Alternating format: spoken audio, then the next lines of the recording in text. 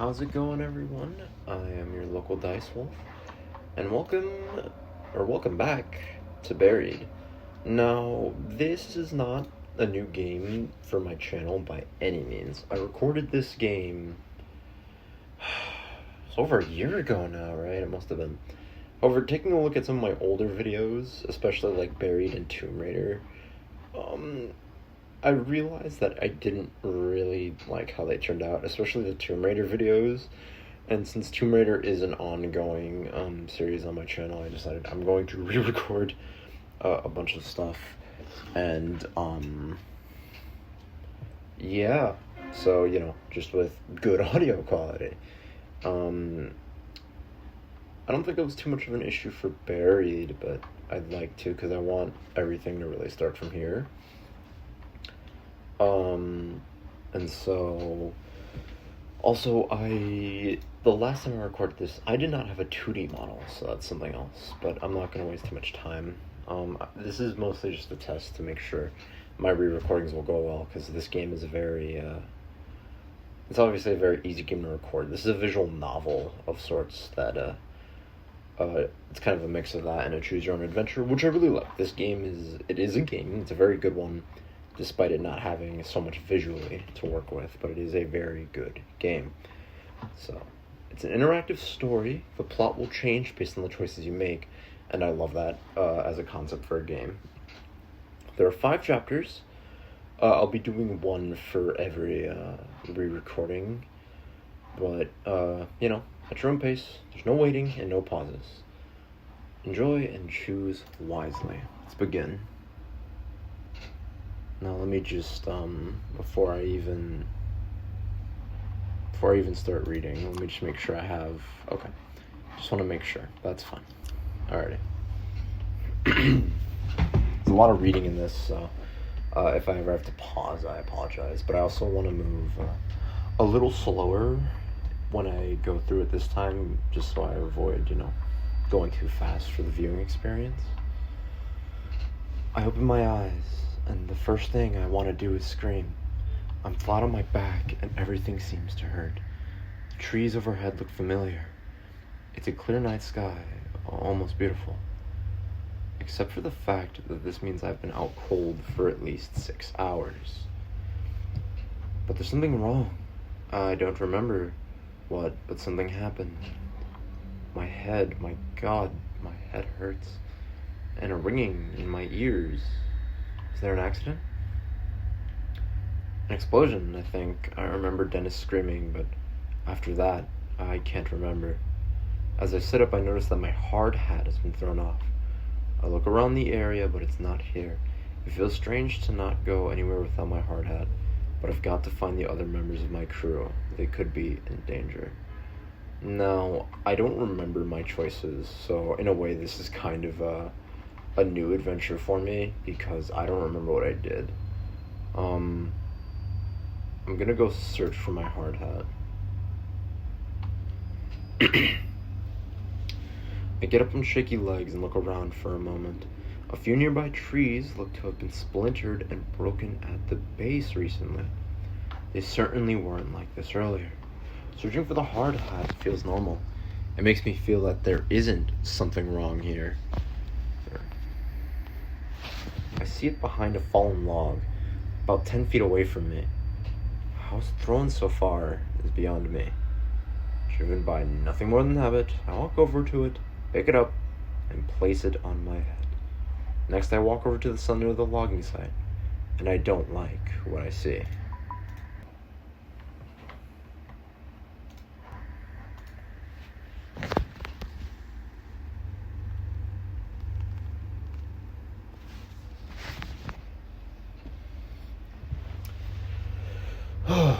The logging site looks like a bomb detonated right in the center. I don't know where to start. The one load we had managed to stack on a truck for the day is overturned. The trailer bent and the logs hanging off the back. Where the hell is everyone? My head is killing me and it's ringing in my ears. I can't hear anything. Not birds, not my footsteps. Nothing. Makes me wonder if I hit my head after my hard hat flew off. Run through a quick mental checklist to make sure my brain is still working.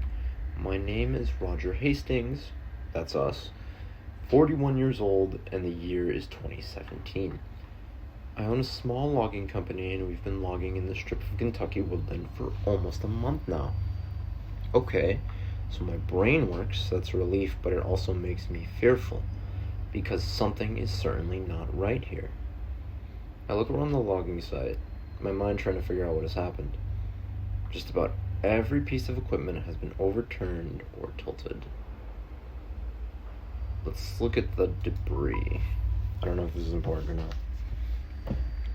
There are bits of debris everywhere.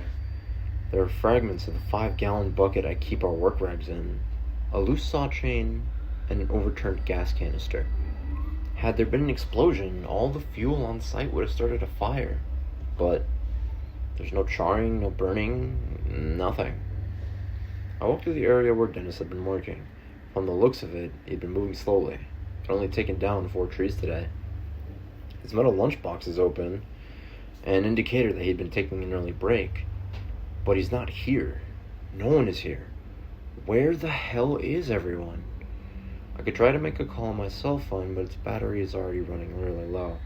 Not that it matters, the reception is crap out here.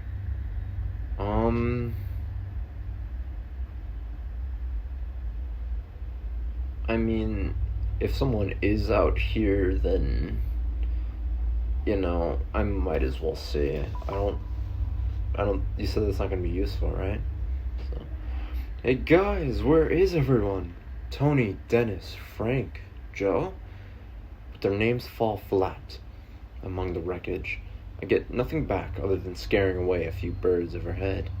Might as well start walking and try to find some answers. The highway is almost a mile back through the woods, then the gravel road we used to reach the site. Maybe the crew ran that way for help. But why would they have left me? Were they scared? Out of sorts? Look, I'm just gonna say something. Roger, you just described what could quite possibly be the weirdest explosion in history. If that happened to me, I don't think I'd stick around very long either. Maybe I can catch up to them. But with my truck turned over on its side, it looks like I'll be walking. My God, I can't even remember what I was doing before I can get on my back. Wait, what's that underneath the bulldozer? Oh my God, it's a leg. It has to be either Tony or Dennis. The dozer looks unstable, like it might roll some more. It might not be safe to get close, but I can't just leave him there. Let's go look. Hey! Are you okay? Are you alive? Holding on to my hat, I skip over the wrecked equipment and stray logs to get closer. I can see a bit more of the leg. The jeans are soaked in blood. I recognize the work boots. It's clearly Tony. His leg is bent at an impossible angle. The closer I get, the more apparent it becomes that Tony didn't survive. Well, didn't you just said that? I'm already taking a risk that I'm getting closer to it. I've identified it. I don't think I should try and pull out and get him out on my own. Maybe once I find the rest of my crew, they can help me, but for now, I'm going to leave it alone. There's nothing I can do for him now. I start to back away slowly. In my shock, I stumble back, suddenly tripping over one of the stray logs. My head collides with one of the logs as I bite the ground, but my hard hat does its job. Thank God I just had to look for it earlier. Oh, hey, check me out. But what's more startling is realizing that Tony is dead. Looking at him, I feel something rising in my throat, and I don't know if it's to scream or vomit, but I have to push it away. If I lose my cool right now, there are too many questions that will go unanswered. Shit, I can't believe this. Tony, he had 2 boys. He coached his oldest son's baseball team. He was the hardest worker I had and was one of the most honest and reliable men I knew. This isn't right. I can't stay here. I have to find Dennis, Frank, and Joe. I have to find out what happened here.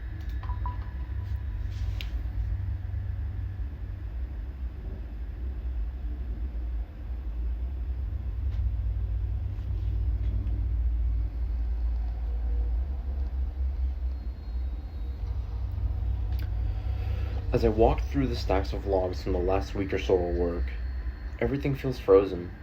The high-pitched sound in my ears, it's terrible. It keeps happening every few seconds, and it sounds like it's coming from far away. I can't help but wonder, is it my ears, or something else? The silence out here is creepy. There's a smell, like the atmosphere after a bad summer storm. Might as well admit it, I'm a little scared. Everyone is missing, and it's dead quiet out here. Doesn't even seem to be a breeze to rustle the leaves and branches. My right knee hurts like hell. My head was hurting so bad before that I hadn't even noticed the pain in my knee. I must have heard it during the what? Accident? Or... Wait, is it Dennis? I see him sitting on the ground, motionless, about 30 feet away. What is this, The Walking Dead? Or you gotta, say, hey, you dead? No, go help him. Let's walk up. I clicked it, thank you. Okay, let's walk up. He's just sitting there, not moving. I walk up slowly next to him. Dennis. Hey man, can you hear me? Tap him on the shoulder. He looks up at me from the ground, clearly coming out of a daze. Yeah, Roger, I hear you. Dennis is built like a wrestler and has the tough personality to match. But in this moment, he looks disoriented and even a little anxious. Though I'm glad to see him, the fear on his usually confident face is alarming. What the hell happened? What's going on? I don't know. The crew is missing. I don't know. Missing? Where do you think they went? I'm not sure, but it has me pretty freaked out. Something's not right here. Still sitting on the ground, he takes a look around the woods, as if he's just now understanding the severity of the situation. The equipment was overturned, the dozers too. Shifting my hard hat and wiping my forehead. You okay? Yeah, just shaken up. Me too. This might be the most intimate conversation Dennis and I have ever had. While he and I have always been on good terms, we've never been particularly close. I've always respected him though. Sure, he's come to work a few times looking like he had been in a bar fight the night before, but I've also seen him do an enthusiastic impression of a dinosaur as he played with Tony's kids while they waited for their dad to finish up his shift. It's then that it hits me. Dennis and Tony were good friends. I'm not sure if I want to rattle him with news of Tony's death right now. Not before we know what's going on, but he has a right to know.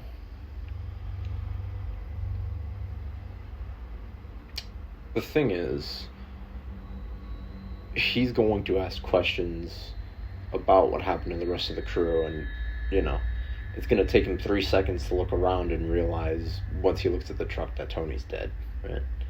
I'd rather he hear it from me before it becomes a problem, and then it's like, well, did you know, right? That's going to be a whole other set of issues. But also, if he really was as close with Tony as Roger says here, then definitely deserves to know. You were upfront with Dennis about Tony. Oh, his eyes fixate on me, startled. He was crushed under the dozer. Dennis pauses for a moment, like he's trying to understand what I said. His eyes narrow and his bottom lip quivers. Shit. I can tell he's fighting back tears. He and Tony have been tight. Almost like brother. Almost like brothers. Jeez. Hey, he adds quickly, as if trying to escape the reality of Tony's death. Did you see that light? No. What did you see? I don't even know, Roger. It was like this flare of white light. It came right up out of the ground, like an explosion. So there was an explosion. Maybe it was some equipment, or this was no equipment, she interrupts, agitated. This huge ball of light just came right out of the damn ground. What did it look like? Where did it go? I mean, you said it was just a flare of white light, so where did it go? It just shot up into the sky until it was out of sight. When? I'm not sure. But I had finished about 10 trees for the day. It was about the top one. And that's when it happened. You're almost done with 10 trees. Yeah. I wouldn't want to take a lunch break. until I was done. And that's when that light blew up. Why, you don't believe me? What? Why does this matter? Oh, because I think Roger mentioned earlier that he was having a slower day, because he was taking an early lunch break. Now isn't the time to start worrying about something like that, in my opinion. I believe you. He saw what he saw. He has no reason to lie about this.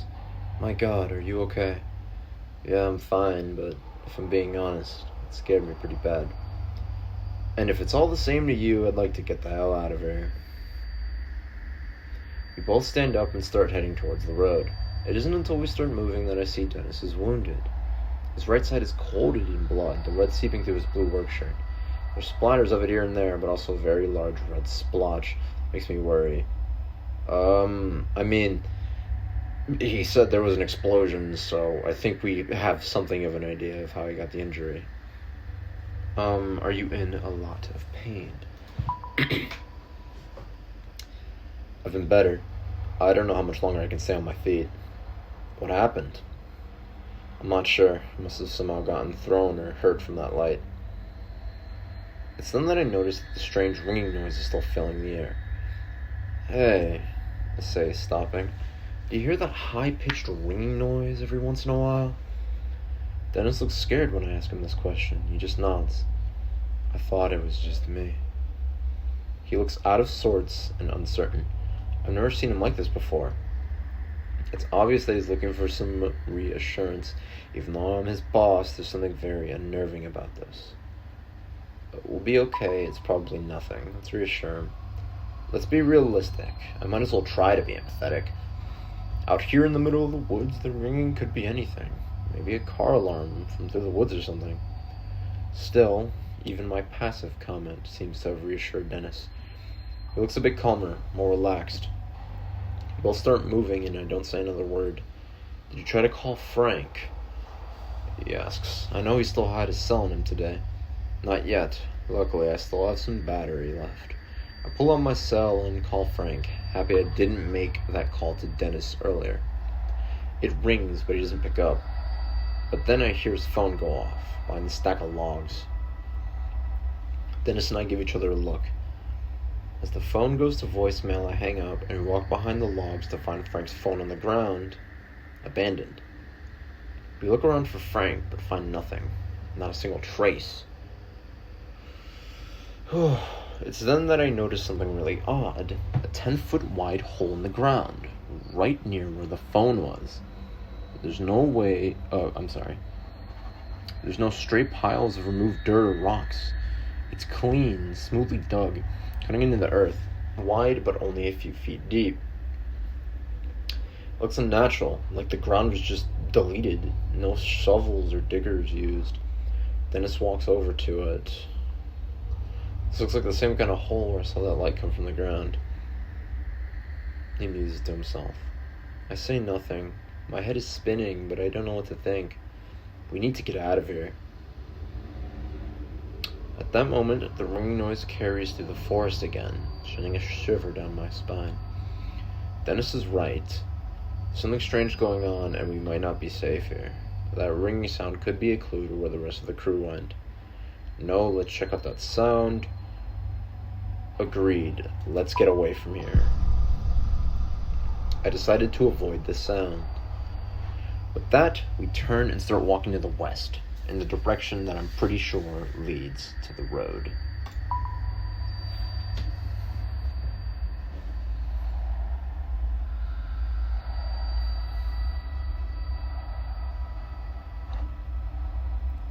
It's sort of embarrassing. I've been a logger for nearly 15 years, but I'm finding it easy to get lost in these woods. The trees are so thick in places that the moonlight doesn't even reach the ground. It's easy to get turned around. My only hope is that I can find the overgrown dirt road that will lead us back to the highway. You sure we're headed the right way? Pretty sure. I turn to him and see that he's clearly in pain. It's at this moment that we come upon another one of those smooth holes. This one is even stranger because a nearby tree also has a chunk cut out of it. The arc goes smoothly through the ground, then up to the trunk, like a cartoon wrecking ball blasted through both of them. What the hell are these things? He takes a step down into the hole, his boots creating imperfections in the shape, like sandprints or footprints on a sand dune. Why would I go into it? What are we doing here? Aren't we headed to the highway? I walk along the edge, each step sending pebbles down into the hole and ruining its perfect shape.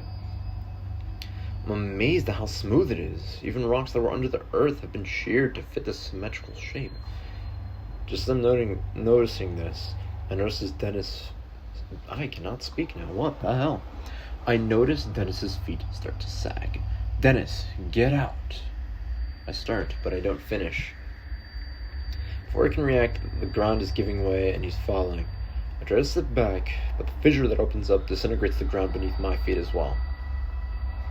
I crowd in surprise and can barely hear Dennis letting out a curse as we go down into the earth.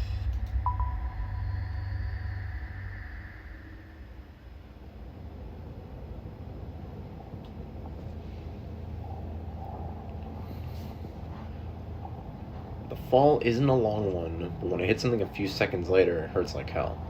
The wind goes rushing out of me when I hit, and a sharp pain flies through me. What the hell? I say once my breath is back.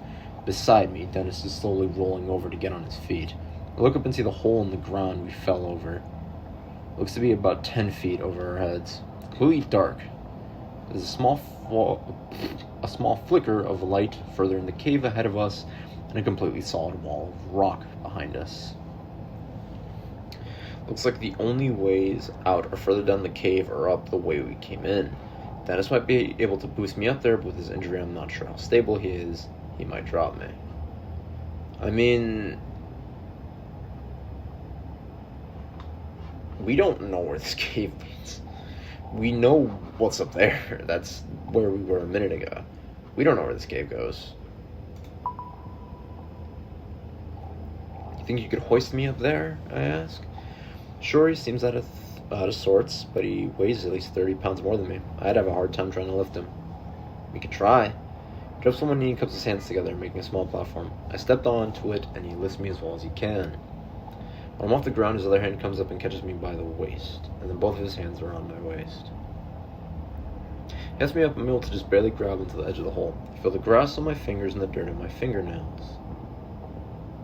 But at the moment I'm about to pull myself up, the ground beneath my hand gives way and I go falling. I strike Dennis on the... and we both go to the ground in a heap. I feel my ankle twist and the... ah, hell. Okay. Well, I just screwed up my ankle. And it instantly starts pulsing in pain as I get to my feet.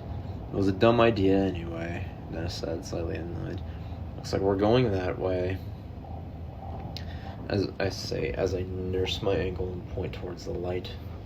As we turn ahead into the cave, I take a closer look at the light further ahead and realize it's artificial. So it's electrical? We both start heading towards it instinctively. We step in the light, panic adrenaline gnaws at me because what I'm seeing makes absolutely no sense. It's no longer a cave or a hole. It's a long, sparsely lit corridor.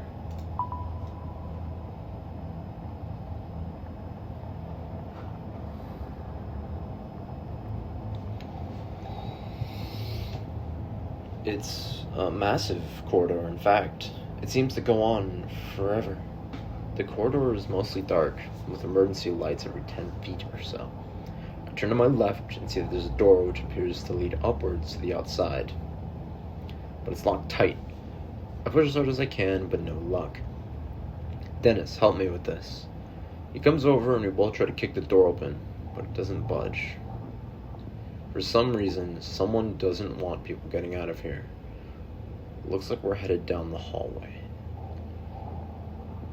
Or they don't want people getting in, I should say, to this line, that they don't want people getting out. Could also be they don't want people getting in.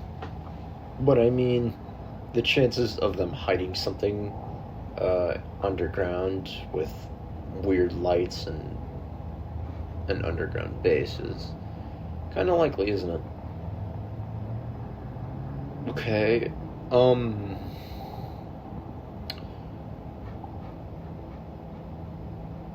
Are we trying to be stealthy here? Is there some unknown threat I should know about? I mean, I guess I can understand this though, because I don't know. We don't know who's here, if there's anyone here. I feel like a ghost, like I truly have no business being here. Dennis leans on me for support. We move slowly, our feet not making a sound. If anyone is in here, I want to make sure they don't hear us. We tiptoe forward as softly as we can. As I carry Dennis to the far end of this otherwise featureless place, I see a flight of concrete stairs leading down. I have to set Dennis down on the floor. His weight is killing me. Plus, my ankle got really banged up when I tried to climb out of that hole. It needs a break. Dennis, are you okay? Stop worrying, man. I'll be okay. I just need a minute to rest. But looking at him, I'm not so sure. I can slow the ringing noise every so often, coming from somewhere in here. I look ahead at the concrete stairs, pointing towards them so that Dennis sees them. Can you make it down those stairs? He stands up slowly and is visibly making an effort to not fall back down. Yeah, he says, and he sounds a little irritated. At what? I didn't put you in here. I mean, in all fairness, he went into the weird hole that ended up falling, so I don't know what to say, but, whatever. I don't know. He starts for the stairs without me, and I have no choice but to follow. We approach the stairs, and just by looking at them, I get the sense that we're crossing some sort of line here. There may very well be no going back.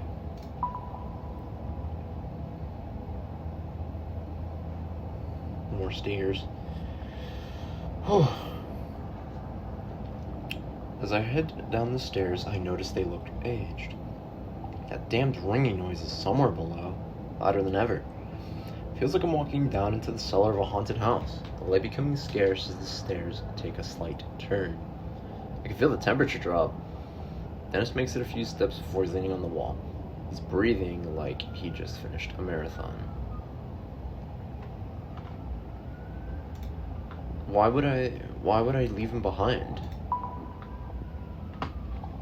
Let's take a break, I say, putting my hand on his shoulder to help steady him. Let's set a sigh. Thanks. I don't feel too great, boss. As we squat down on a stair, my mind seems to lock in on the unknown fate of the rest of my crew. Frank is married, and I've met his wife a few times. A nice woman with a huge laugh. My heart sags a bit when I realize I might never again get to hear him belting out classic rock tunes during lunch break. Joe, well, I don't know too much about him. He's 22 years old and is considering community college. His folks are deadbeats, so he's been providing for himself since the age of 16 or so. Oh, that kind of sucks. Maybe I can still find him. And still get to hear Frank singing in his deep baritone voice after one too many drinks. After a few moments, Dennis says, "All right, let's keep going." We all stand up, leaning on each other. I have to make Dennis stand behind me as I stick my foot out in search of the next step. I can't help but feel like a child as a very powerful fear seizes me. I'm expecting a monster to reach out of the darkness, slicing into my throat. After what feels like forever, we come to the bottom of the stairs. We're closer to that ringing noise now. A door sits securely in the wall and looks just out of place down here as I feel. A sliver of light seeps through, illuminating the area. The door has what looks like a panel with lots of labels and lights. A small embossed print above the labels says Level 01 Entrance Gate, Transport Sector. There's a button with no label. Well, let's see if we can find any other information before I press a button. The panel looks like some sort of diagnostic or alert system of some kind, each label meant to communicate some status. Lockdown engaged, experiment in progress, shutdown engaged. These all appear to be off, but one of the phrases has a slowly blinking red light next to it. The only powered light on this whole thing. Abnormal entity breach. What the hell? I slowly push the door open when Dennis suddenly steps in front of me. taking the lead. Let's go. I want to find out what the hell this place is. As Dennis walks through, that ringing or beeping or whatever it is gets a little louder. The door closes behind us with a click.